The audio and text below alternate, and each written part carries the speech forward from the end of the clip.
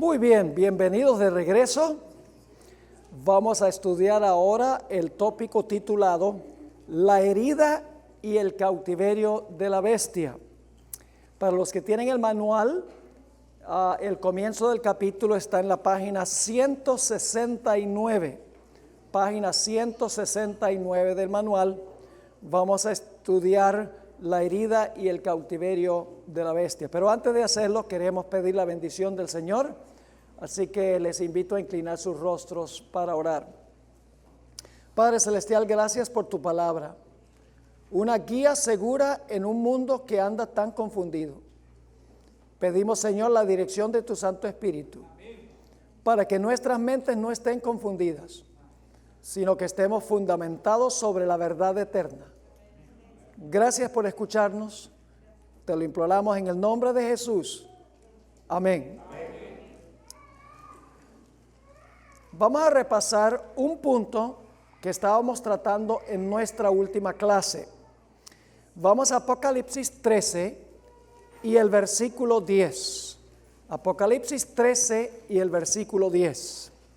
Está hablando de algo que le sucedió a la bestia, que representa el poder papal, al final de su periodo de dominio, en el año 1798. Sucedieron dos cosas con el papado o con la bestia.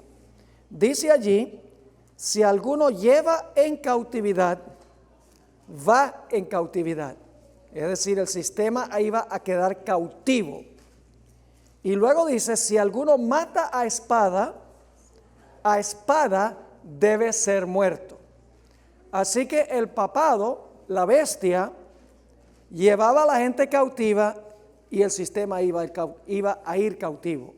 Usaba la espada para matar y la espada le iba a suministrar la herida mortal.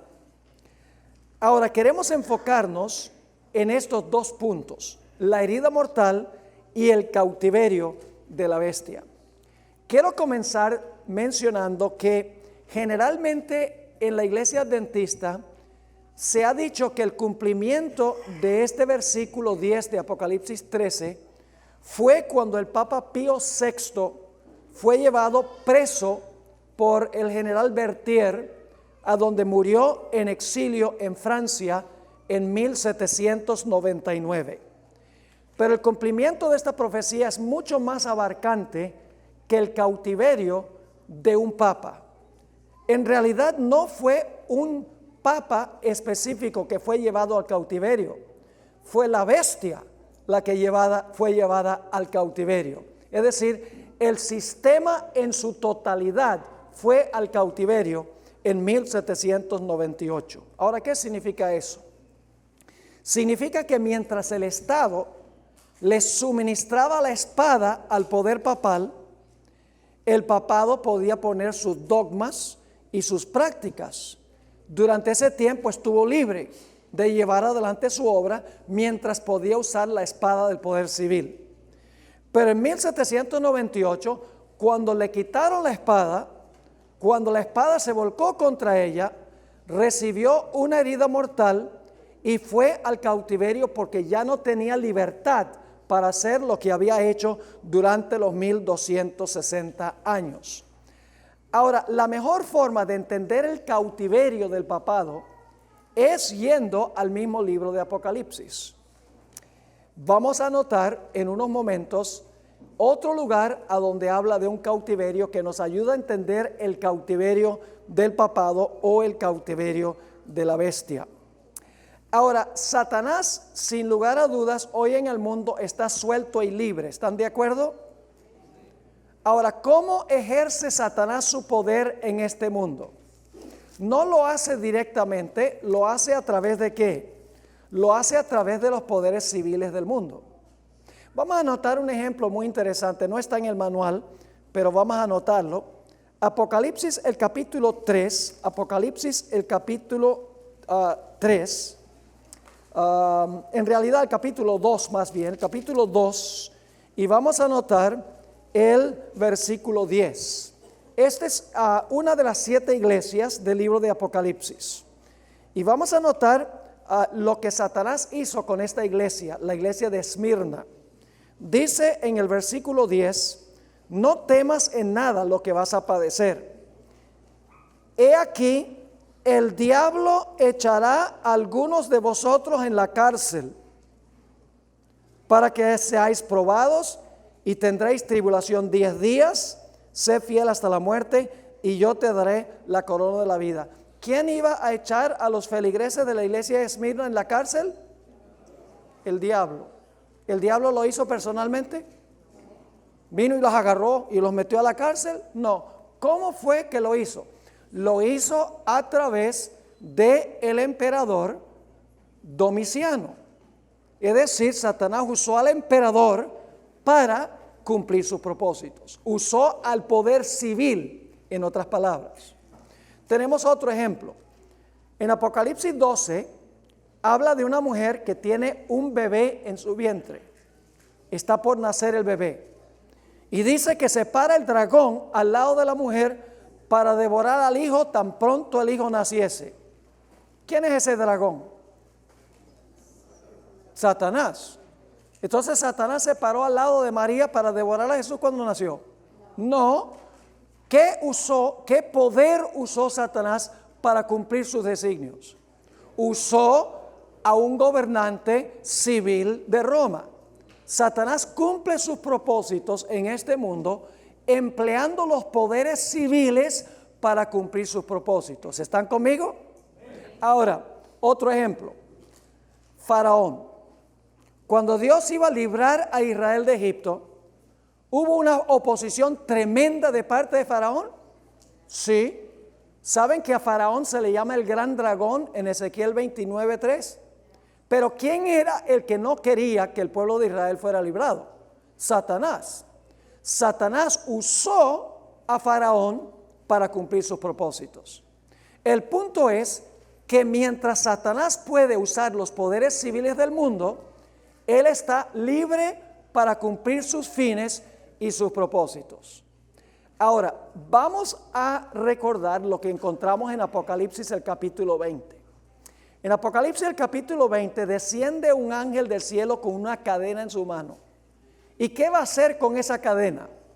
Va a atar a Satanás, va a atar al dragón, al gran dragón. Dice que lo va a poner en prisión. ¿Qué significa eso? Que Dios envía un ángel poderoso para echar a Satanás en prisión. Nosotros los adventistas sabemos que representa eso, que representa el cautiverio de Satanás. El cautiverio significa que todos los poderes que él usaba están muertos. Así que Satanás no tiene poder. ¿Dónde radica el poder de Satanás? Radica en el hecho de que puede usar los gobiernos del mundo para cumplir sus propósitos. Pero cuando Cristo venga, todos los reinos del mundo, todos los personajes estarán muertos. Así que Satanás no va a tener ¿qué? Poder, va a tener una herida mortal, en otras palabras. Va a ser echado en la cárcel, en prisión, en cautiverio, por así decirlo. Pero ¿qué va a suceder después de los 1000 años? Después de los 1000 años, ¿qué va a suceder con todos los gobernantes civiles del mundo que Satanás usó? Todos van a resucitar. Y ahora Satanás es suelto de su prisión porque nuevamente tiene a la gente que puede usar para cumplir sus propósitos. Se le sana su herida mortal porque ahora puede usar los poderes civiles de nuevo. Ahora está libre porque ahora puede nuevamente usar los poderes civiles. Así que la herida mortal significa que el papado ya no podía usar los poderes civiles del mundo. Significa que fue echado al cautiverio en el sentido de que ya no tenía poderes civiles sobre los cuales podía influir para cumplir sus propósitos. ¿Están conmigo? El libro de Apocalipsis mismo nos explica qué es el cautiverio. Ahora, hay un punto muy importante que necesitamos recordar y es este. Cuando hablamos de la herida mortal del papado, no fue la Iglesia Católica la que recibió la herida mortal. Hay una diferencia entre la Iglesia Católica y el papado. Tenemos que entender eso. El papado es el sistema. compuesto de obispos, arzobispos, cardenales, el obispo de Roma, sacerdotes, etc. Ese es el papado, el gobierno, el sistema de gobierno de la iglesia. Los feligreses en realidad son la iglesia, es decir, el papado es una combinación de iglesia y estado, es un estado y es una iglesia. Y cuando el papado tiene la unión de la iglesia con el estado, el papado está libre y sano. Cuando el papado no puede usar al poder civil, el papado está en cautiverio, el papado tiene una herida mortal. Ahora, es importante notar que cuando el Papa fue llevado cautivo el 12 de febrero de 1798, no dejó de funcionar la Iglesia Católica, no desapareció la Iglesia Católica. Yo pregunto, ¿la Iglesia Católica como iglesia cerró sus puertas en 1798? No. ¿Los padres seguían llevando a sus hijos, sus bebés, para bautizarlos en la iglesia? Sí. ¿La gente seguía yendo a la iglesia para confesar sus pecados al sacerdote? Sí. ¿La gente todavía iba a comulgar allá cuando se celebraba la misa? Sí. La iglesia como iglesia siguió funcionando. No fue la iglesia el aspecto espiritual que recibió la herida mortal, fue la combinación de iglesia y estado. Ya el papado no podía usar los poderes civiles del mundo. Por eso tenía una herida mortal, por eso este sistema estaba atado. Ahora quiero leerles unas citas de historiadores sobre lo que sucedió en el año 1798. Y aquí ustedes van a ver en estas citas que iglesia católica y papado no son lo mismo. La iglesia puede funcionar como iglesia, mientras que el papado tiene una herida mortal y está en cautiverio. Mientras que la iglesia católica no puede usar los poderes civiles, la iglesia sigue funcionando como iglesia. Lo único es que no puede usar a los reyes de la tierra para que ellos hagan lo que la iglesia quiere. Aquí está la primera cita sobre lo que ocurrió en 1798. Esto está al pie de la página 170 para los que tienen el manual. El papado estaba extinto. ¿Qué pasó con el papado en 1798? ¿Estaba qué? Extinto. ¿La iglesia estaba extinta? ¿La iglesia católica estaba extinta? No. ¿Qué estaba extinto? El papado. El papado estaba extinto. No quedaba ni un vestigio de su existencia. Pero la iglesia todavía estaba. Y luego sigue diciendo, y de todos los poderes católicos romanos, ninguno levantó un solo dedo para defenderlo. Antes de esto, durante los 1260 años, cuando alguien atacaba el papado, ¿qué hacían los poderes civiles? Se levantaban para defender al papado. Pero aquí dice que cuando recibió la herida mortal, dice, ninguna nación levantó un solo dedo para defender al papado. Sigue escribiendo este historiador. La ciudad eterna ya no tenía príncipe ni pontífice. Príncipe es la parte civil, pontífice es la parte religiosa. Su pontífice estaba muriendo en tierras extranjeras y ya se había dado el decreto que no se permitiría la elección de un sucesor. Tristemente, en 1801, Napoleón Bonaparte cometió el error de permitir que se eligiera otro papa. No vamos a entrar en eso. Aquí hay otra cita de un historiador en cuanto a lo que ocurrió en 1798. Con razón, la mitad de Europa creía que el veto de Napoleón es que no se iba a elegir más papas, que el veto de Napoleón sería obedecido y que al igual que el papa, el papado estaba muerto. ¿Qué es lo que estaba muerto? El papado, no la iglesia católica. No está hablando de los feligreses de la iglesia. Aquí hay otra cita. las muchedumbres pensaban que el papado estaba a punto de morir. Se preguntaban si Pío VI sería el último pontífice y si el cierre del siglo XVIII marcaría la caída de la dinastía papal. Aquí hay otra. El papado había sufrido su más profunda humillación y parecía estar aniquilado. Estos son historiadores que no interpretan el libro de Apocalipsis como nosotros, pero fíjense, dicen que el papado estaba a punto de morir, otro dice que el papado estaba muerto, no quedaba ni un vestigio de su existencia. Aquí dice parecía que estaba aniquilado, y luego dice este historiador, la Revolución Francesa le suministró una herida que, según parecía, no quería sanarse sino hasta fines del siglo XX. Qué interesante. Les leo una cita más. El objetivo del directorio francés, es decir, de Napoleón Bonaparte y sus tropas, era destruir al gobierno papal. Noten, no la iglesia, sino el gobierno papal, como enemigo irreconciliable de la República. Al anciano Papa Pío VI le pidieron que entregara el gobierno temporal. ¿Qué fue lo que le pidieron? Que entrega la iglesia. No entrega la iglesia. ¿Entrega qué cosa? El gobierno temporal. Deja de ser Estado. Puede ser iglesia, pero no puede ser Estado. Sigue diciendo, al anciano Papa le pidieron que entregara el gobierno temporal y al rehusar hacerlo, fue arrastrado del altar, los anillos le fueron arrancados de los dedos y finalmente, después de declarar que su poder temporal estaba abolido, ¿qué es lo que estaba abolido? Su poder temporal estaba abolido. Los vencedores se lo llevaron prisionero a Toscana, de donde nunca regresó. ¿Entienden este punto? ¿Cuántos entienden lo que es la herida mortal? A ver, levante la mano los que entienden la herida mortal. ¿Entienden el cautiverio?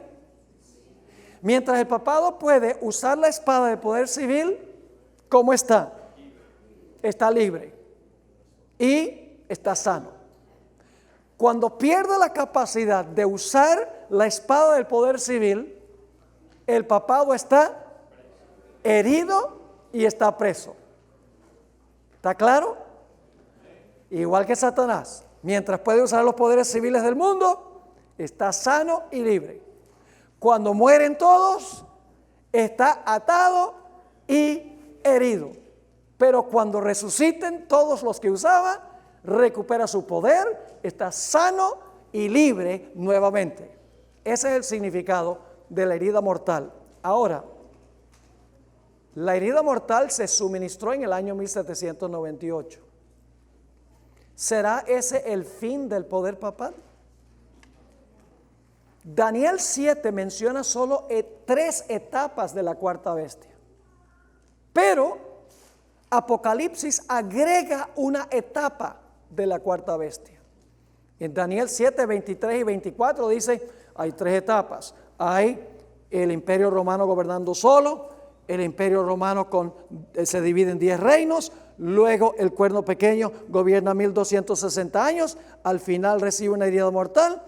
Pero Daniel 7 no va mucho más allá, pero Apocalipsis explica y añade a lo que tenemos en Daniel el capítulo 7. Vamos a Apocalipsis 13 y el versículo 3. Apocalipsis el capítulo 13 y el versículo 3. La cuarta etapa de la cuarta bestia. Dice, y vi una de sus cabezas como herida de muerte. ¿Qué fue lo que la hirió de muerte? ¿Qué arma? La espada, muy bien. Porque el gobierno civil dijo, no te apoyamos más. Usó la espada en contra de la iglesia, en contra del papado. Así que dice, y vi una de sus cabezas como herida de muerte, ¿pero qué? Su herida mortal fue sanada.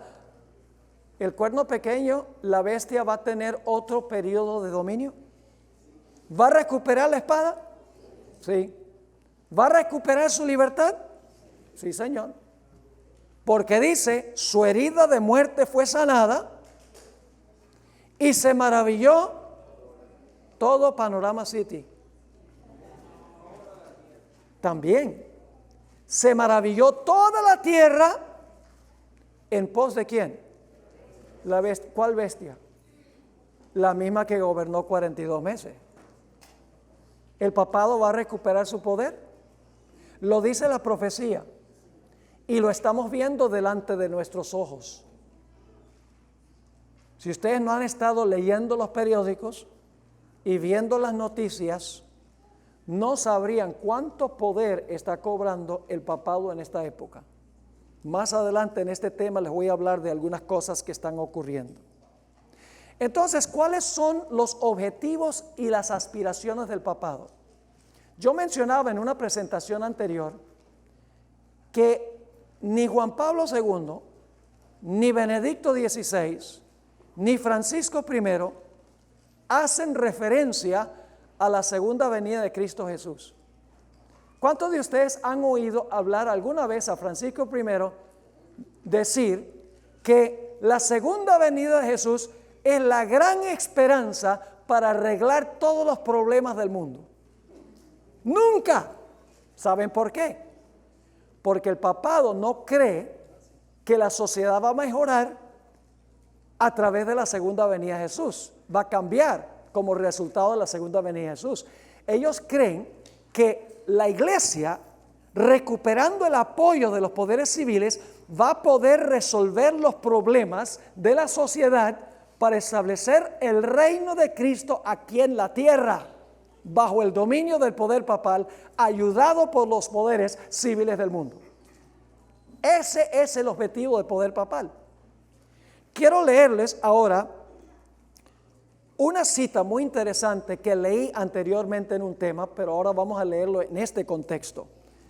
Esto fue escrito por el Papa Benedicto XVI en su encíclica Caritas in Veritate.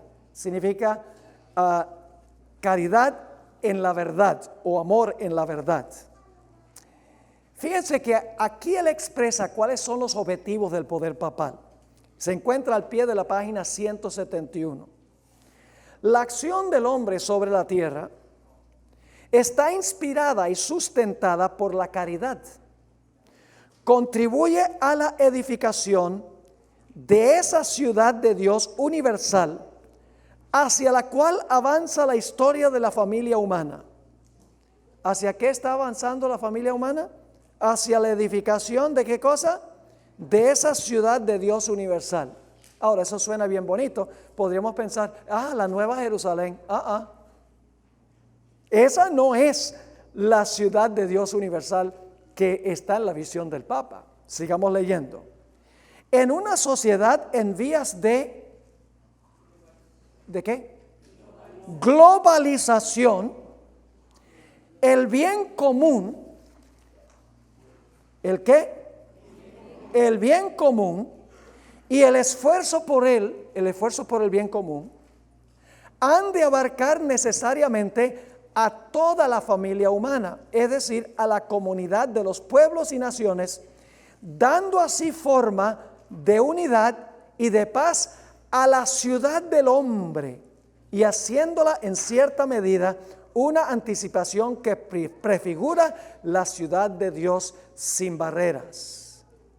Ahora él va a hablar sobre cuál es la solución, cómo se puede lograr este objetivo de lo que él llamó la edificación de la ciudad de Dios universal, lo que él llamó la globalización, aquello a lo cual se refirió como el bien común. Vamos a ver cómo se va a lograr. En el siguiente párrafo dice, para gobernar la economía mundial, para sanear las economías afectadas por la crisis, para prevenir su empeoramiento y mayores desequilibrios consiguientes, para lograr un oportuno desarme integral, es decir, desarmar a todas las naciones de sus armas, la seguridad alimenticia, y la paz, para garantizar la salvaguardia del ambiente y regular los flujos migratorios, urge la presencia de una verdadera autoridad política mundial, como fue ya esbozada por mi predecesor, el beato Juan XXIII. Esta autoridad deberá estar regulada por ley, por la ley, atenerse de manera concreta a los principios de subsidiariedad y solidaridad. Subsidiariedad significa que los deseos del individuo están sujetos al bien de toda la gente. La solidaridad significa que todos tienen que unirse en común. El bien común significa que todas las riquezas del mundo se deben distribuir equitativamente entre todas las personas y todas las naciones. Se debe redistribuir la riqueza del mundo entre todos. Eso es lo que se llama socialismo. O aún más drástico, eso es lo que se llama comunismo. En ningún país del mundo ha funcionado alguna vez el comunismo. Si no lo creen, miren lo que está pasando en Venezuela. Un desastre. Y ustedes dicen, bueno, esos son los medios de comunicación que dicen que están mal. Mi esposa tiene 3 hermanas y un hermano que viven en Venezuela. Saben muy bien lo que está pasando ahí en Venezuela. Un sistema que no es socialista, es un sistema comunista, aunque le dicen socialismo del siglo XXI. En realidad, ese es el ideal que tiene el Papa Francisco I. Por eso es que Francisco I no ha dicho casi nada en cuanto a Venezuela. Solamente ha dicho las dos partes, el gobierno y la oposición, deben reunirse y dialogar sobre cómo solucionar este problema, pero no ha dicho nada más. Yo no sé si ustedes sabían, pero el líder de los jesuitas es un venezolano, de la sociedad de los jesuitas, es un venezolano. Y eso no es coincidencia, porque el ideal del Papa es tener un gobierno centralizado, como dice aquí, para resolver los problemas de la economía mundial, sanear las economías, desarmar a las naciones, dar seguridad alimenticia y la paz, garantizar la salvaguardia del medio ambiente, el cambio climático y regular los flujos migratorios. Un gobierno centralizado. Y yo preguntaría, ¿bajo el liderazgo de quién? ¿Bajo el liderazgo moral de quién? Sigamos leyendo. Sigue diciendo, dicha autoridad, además, deberá estar reconocida por todos. Todas las naciones tienen que reconocer esa autoridad, dice él. Gozar de poder efectivo para garantizar a cada uno la seguridad, el cumplimiento de la justicia y el respeto de los derechos. Obviamente, debe tener la facultad de hacer respetar sus propias decisiones a las diversas partes, así como las medidas de coordinación adoptadas en los diferentes foros internacionales. Por ejemplo, el Acuerdo de París. Una autoridad centralizada como esta obligaría a un país que no quiere meterse en un acuerdo climático a que lo haga obligatoriamente. Sigue diciendo, en efecto, cuando esto falta, el derecho internacional, no obstante, los grandes progresos alcanzados en los diversos campos correría el riesgo de estar acondicionado por los equilibrios de poder entre los más fuertes. El desarrollo integral de los pueblos y la colaboración internacional exigen el establecimiento de un grado superior de ordenamiento internacional de tipo subsidiario para el gobierno de la globalización. El Papa es globalista. Por esa razón está a favor de la inmigración entre un país y otro sin ningún control. Porque él sabe, por ejemplo, que cuando 2 millones de venezolanos van a Colombia, eso diluye el espíritu patrio del país.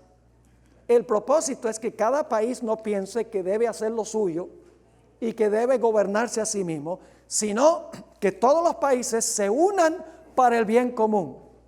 Se pongan de acuerdo en cuanto al cambio climático, en cuanto a la economía, redistribuir la riqueza de las naciones que tienen a las naciones que no tienen, para entonces crear una sociedad perfectamente ideal donde todos los problemas han sido resueltos por el hombre. Ese es el ideal del papado. Pero para el papado lograrlo no puede como papado, como iglesia. ¿Qué necesita hacer para poder lograr su objetivo? Tiene que ganar la confianza de ¿quiénes? Tiene que ganar la confianza de los poderes civiles del mundo. Ahora, hay algo muy interesante. Si ustedes recuerdan el pontificado de Juan Pablo II y de Benedicto XVI, los tópicos de conversación de ellos eran el aborto, el matrimonio homosexual, contrario a eso, la eutanasia, es decir, darle una inyección letal a una persona que está sufriendo. Juan Pablo II y Benedicto XVI, esos eran los tópicos, a capa y espada peleaban por esas causas. Este Papa no pelea por ninguna de esas causas. Ha cambiado completamente los tópicos de conversación. ¿De qué habla Francisco I? Del problema de la necesidad de resolver el problema de la pobreza. ¿Y cuál es la solución que él da? Él dice, las naciones que tienen deben darle a las naciones que no tienen. Hay que resolver el problema del cambio climático. Este es el tema central del papado ahora. Hay que resolver el problema del cambio climático. ¿Y cuál es la solución? La solución es que todos los países firmen acuerdos de que van a resolver este problema a través de tratados, a través de leyes, etcétera, para que ya no tengamos problemas con el asunto del cambio climático. Su conversación también tiene que ver con la importancia de salvar la integridad familiar. También el tópico de conversación tiene que ver con la inmigración. No debe haber muros, no debe haber barreras entre una nación y otra, debe haber inmigración libre entre todas las naciones. Todo eso es un ideal socialista. El Papa ha cambiado los tópicos de conversación. ¿Saben por qué? Porque cuando Juan Pablo II y Benedicto XVI hablaban en contra del aborto, y hablaban en contra del matrimonio homosexual, y hablaban en contra de la eutanasia, se echaban los gobernantes políticos del mundo encima. Porque los gobernantes, los poderes seculares, ellos están a favor del matrimonio homosexual. Ustedes lo saben.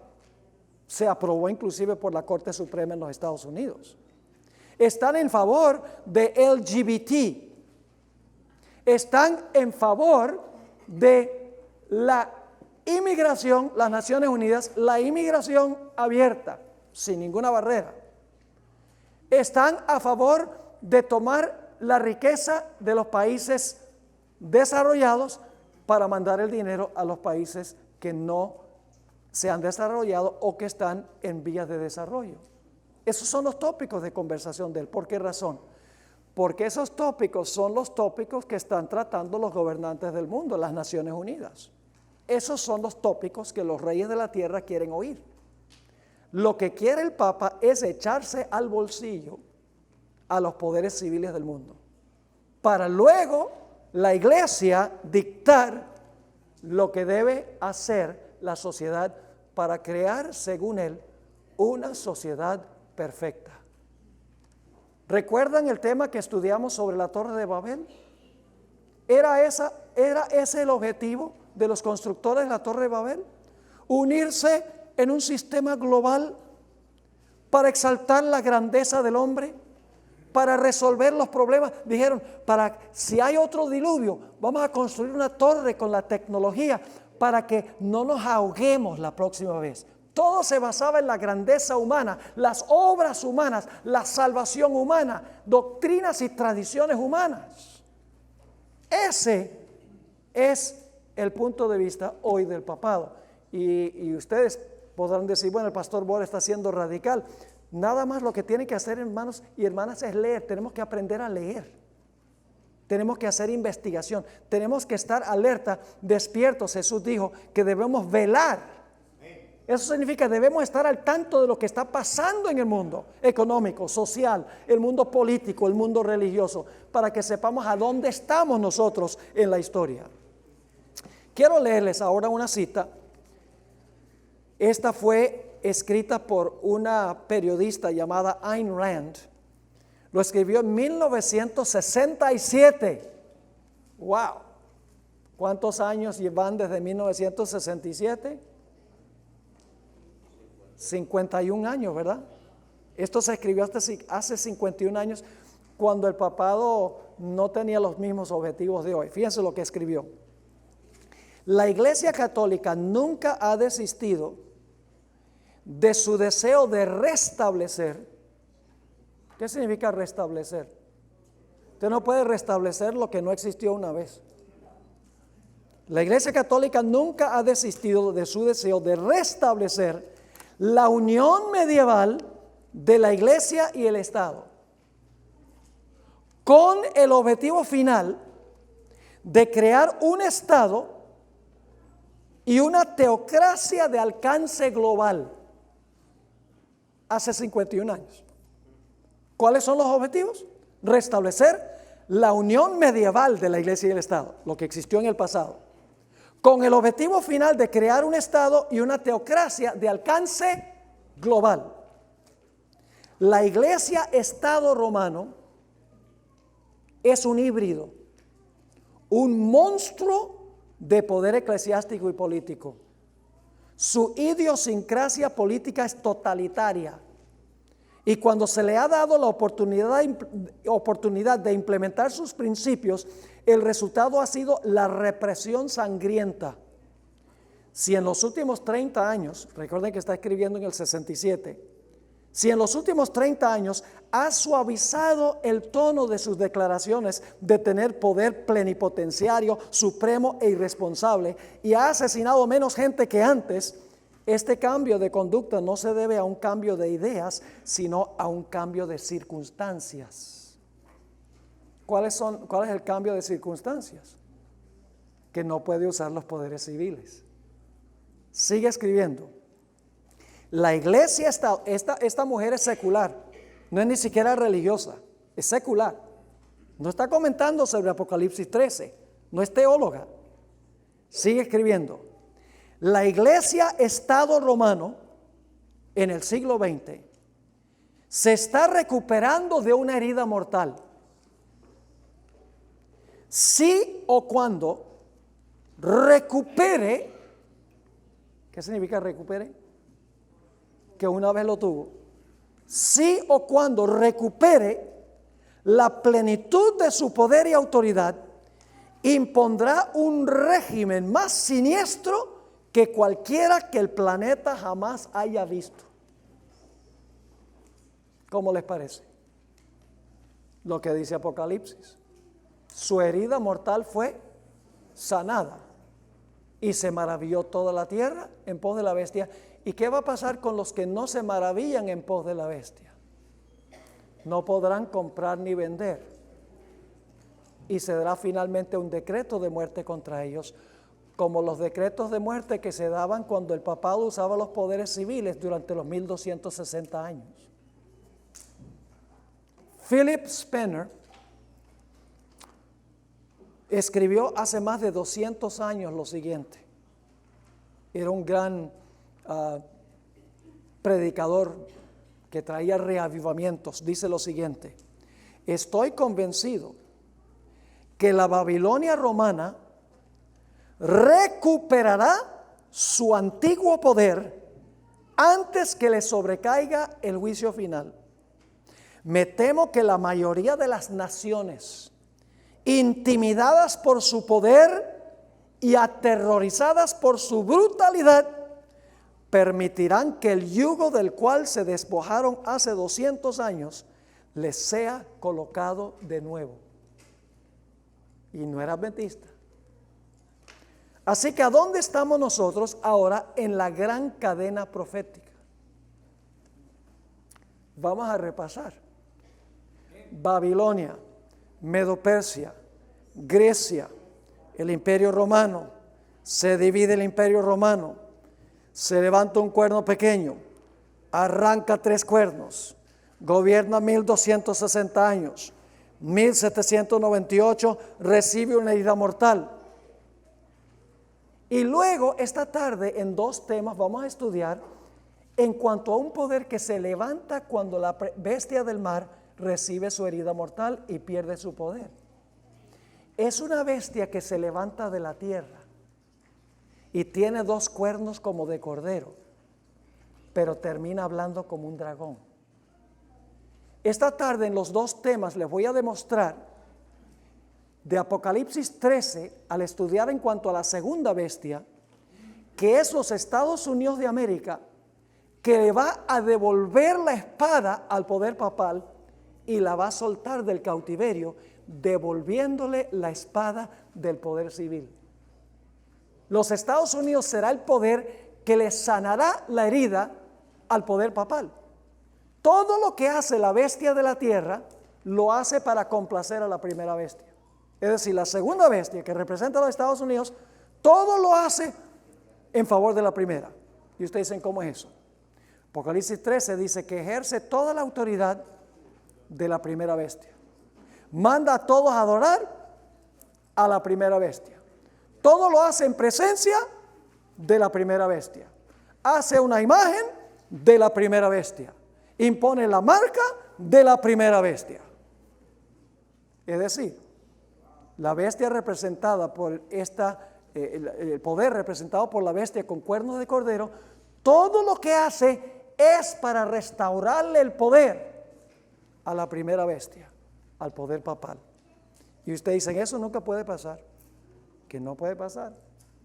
Yo pregunto, ¿ya los Estados Unidos se levantó, ya se levantó la bestia de la tierra con los 2 cuernos de cordero? Sí, es este país. ¿Todavía está respetando lo que representan los 2 cuernos? Vamos a encontrar que representan los cuernos libertad civil y religiosa, la separación de la iglesia y del Estado. Eso es lo que representan los 2 cuernos. ¿Todavía los Estados Unidos están respetando esos principios? Sí. ¿Cuál es el próximo paso? Cuando la nación, en vez de respetar esos 2 principios, va a terminar hablando como un dragón. ¿Dónde estamos nosotros ahora en la cadena profética? Estamos entre el momento cuando se levantó los Estados Unidos y cuando los Estados Unidos hable como un dragón. Estamos cerca del final de la cadena profética, hermanos y hermanas. Estamos muy cerca del fin de la cadena profética. Ahora, antes de terminar, quiero leer una cita de un escritor llamado Malachi Martin. Escribió un libro famoso, Las llaves de esta sangre. En 1986, quiero que se fijen de lo que dijo Malachi Martin.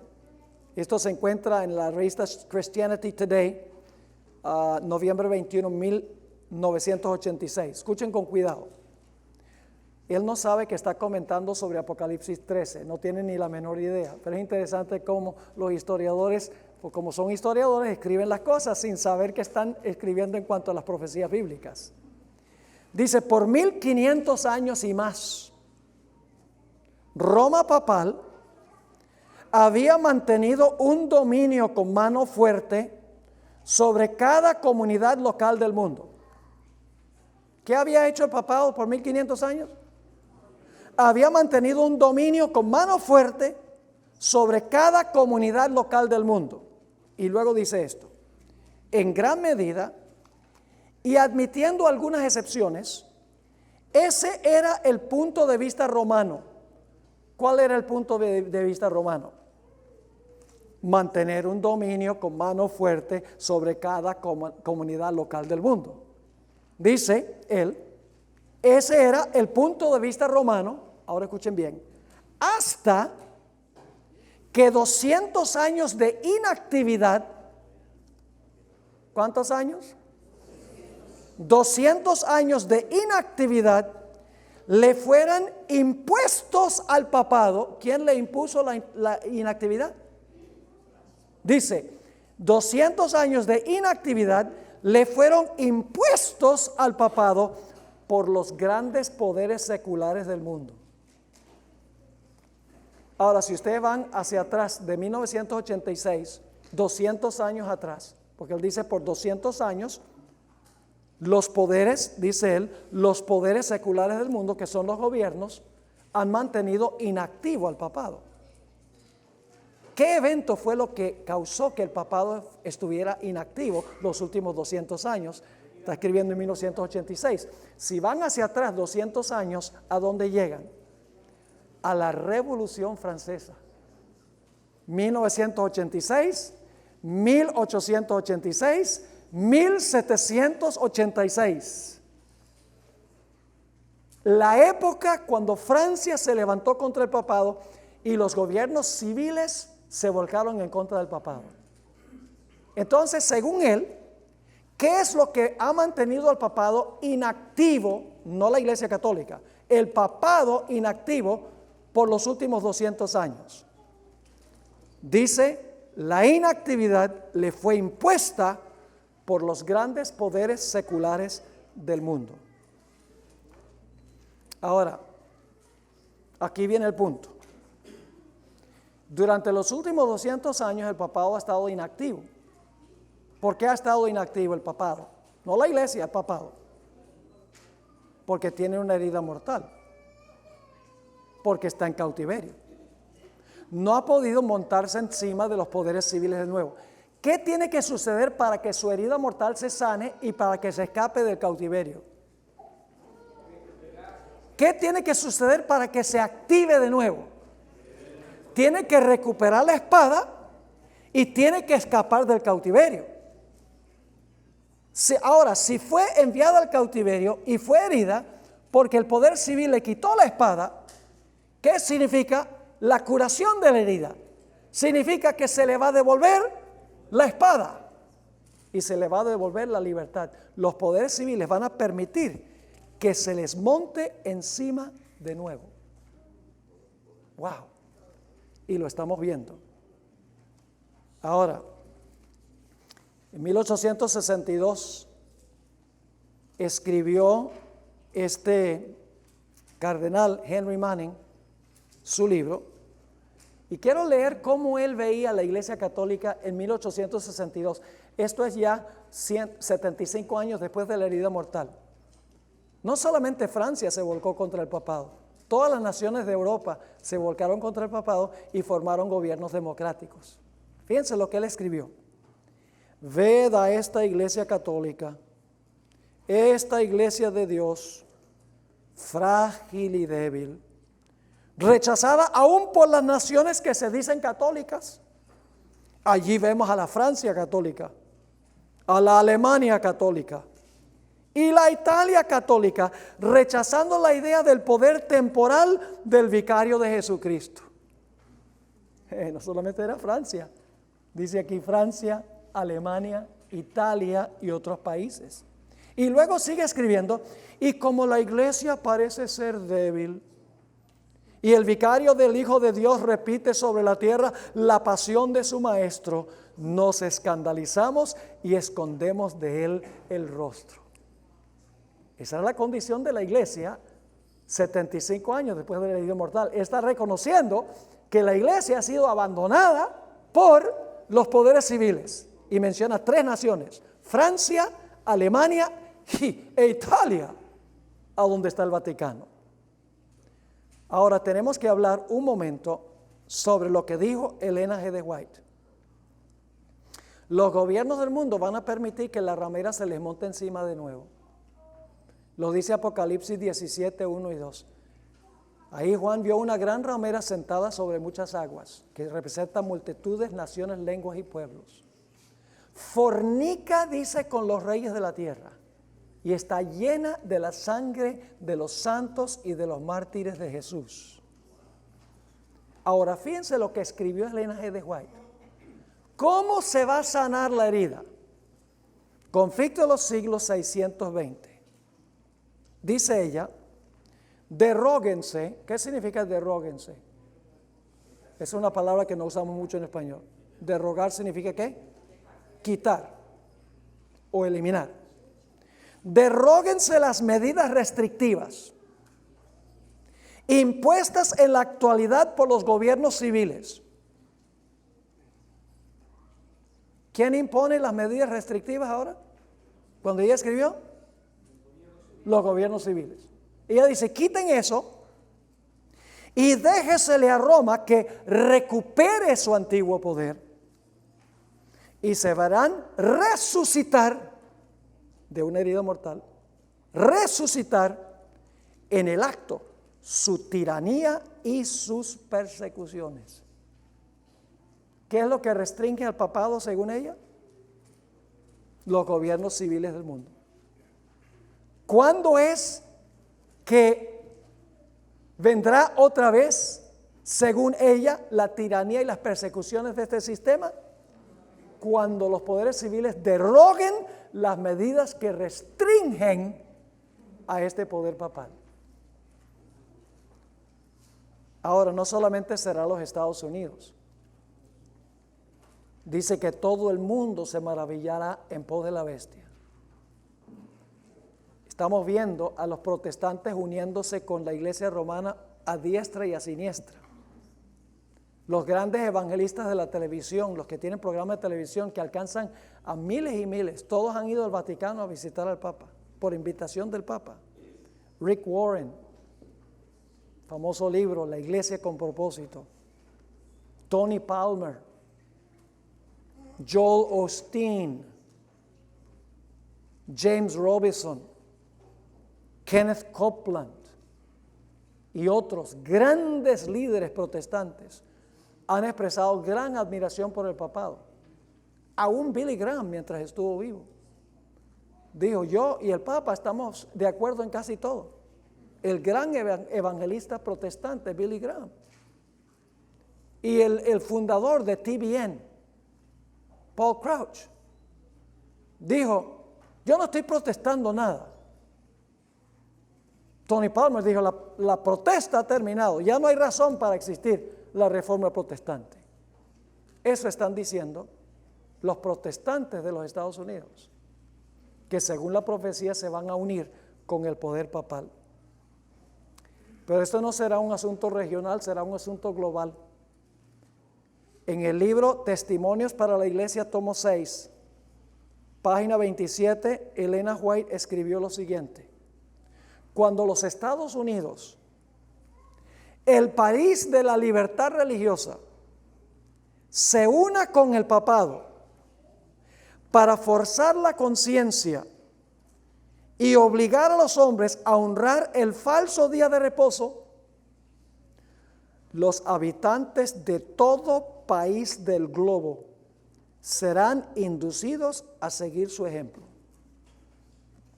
Por eso dice que toda la tierra se maravilló en pos de la bestia. ¿Ustedes creen que nosotros debemos compartir este mensaje con el mundo? Ay, pero pastor, es que no podemos ofender a la gente así. Pues si no les predicamos esto, se van a perder. Y les digo una cosa, no debemos ser ofensivos.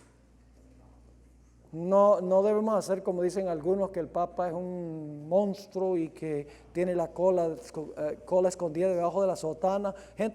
Cosas que uno no necesita decir. Pero sí hay que decir estas cosas, para que la gente que está en ese sistema pueda salir, porque los que no salen, dice la Biblia, van a recibir las plagas. Y eso no es amoroso. Quedarnos callados ahora no es cuestión de amor. Ser políticamente correcto ahora no es amor, porque si la gente no lo sabe y se pierde, la sangre de ellos está sobre nosotros. Ahora, un último punto. El Papa Francisco I ha conectado todas las causas de las cuales él habla con la necesidad de guardar el domingo. Y más adelante en esta serie voy a compartir algunas citas de Francisco I. Tomemos en primer lugar el problema de la pobreza. Él ha escrito diciendo, mire, los pobres son abusados por sus señores capitalistas, por aquellos que son dueños de las empresas. Trabajan y trabajan y trabajan, ni siquiera les dan libre el domingo. Dice, hay que dar el domingo para que los pobres descansen de trabajar. La pobreza la conecta con el domingo. Dice la familia. Oh, la familia toda la semana está corriendo de aquí para allá, el esposo y la esposa trabajando, llevando a los niños a la escuela, llevando a los niños al partido de fútbol. No tienen tiempo la familia para pasar juntos. Necesitan un día para estar juntos. A que no adivinan qué día es ese, el domingo. Dice el cambio climático, pobre planeta, 7 días a la semana le estamos sacando el jugo al planeta. El planeta necesita un día para reposar, a que no adivinan cuál día es, el domingo. Últimamente, hermanos y hermanas, detrás del telón, el objetivo final de todo este asunto del nuevo orden mundial global es imponer el domingo como día de reposo global. Y estamos viendo eso hoy en día, por lo menos los comienzos. Estamos muy cerca del fin. Ya no podemos venir a calentar bancas en la iglesia. Ya no podemos ser sencillamente personas que vienen, son adventistas de 9 a 12 del séptimo día. No. Inclusive yo tenía una dama que le di estudios bíblicos, se bautizó en la iglesia, no era muy educada, preparó una tarjetica para hacer obra misionera, donde en vez de poner Seventh Day Adventist, puso 7 Day Adventist, 7, adventista de los 7 días. Tenemos nosotros que ser adventistas, hermanos, en todo. Compartir el mensaje de Dios para este tiempo, para que el mundo sepa lo que está pasando y pueda ponerse de parte de Dios. Pertenecer a la iglesia remanente de Dios, que guarda los mandamientos de Dios, la fe de Jesús, y tiene en su medio el testimonio de Jesucristo. Así termina el mensaje del tercer ángel.